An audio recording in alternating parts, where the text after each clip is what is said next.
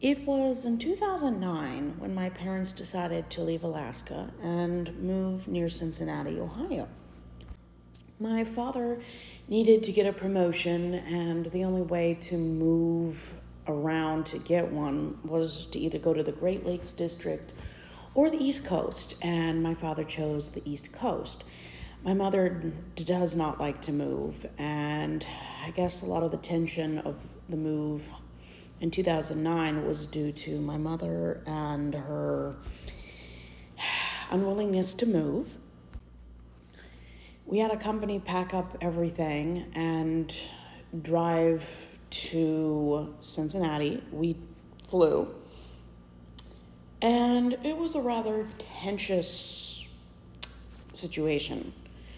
My mother complaining about the heat all day, and my siblings being who they are. I was 15. My older brother was 18, and my older sister was 21. And they definitely were themselves, and it was very, very tense. Once we finally got there, we lived in temporary housing. My mother would complain most of the time, and we moved out of temporary housing due to bed bugs and an air conditioning that stopped working. I remember using the pool, using the computer at the temporary housing location. It was a lot of fun. They had television. I had never watched television with a remote before, so that was a lot of fun.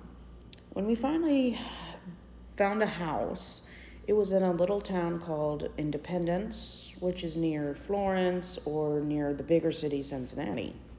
My mom didn't like how close we were to the neighbors because they were, of course, secular. She got to be very close with the youngest neighbor girl, and she was around the age of 11, maybe 12. And my brother went to school at NKU. My sister didn't work, and I didn't work. I tried many times to find a job, but my parents said we were moving again. We moved 2 years later back to Alaska.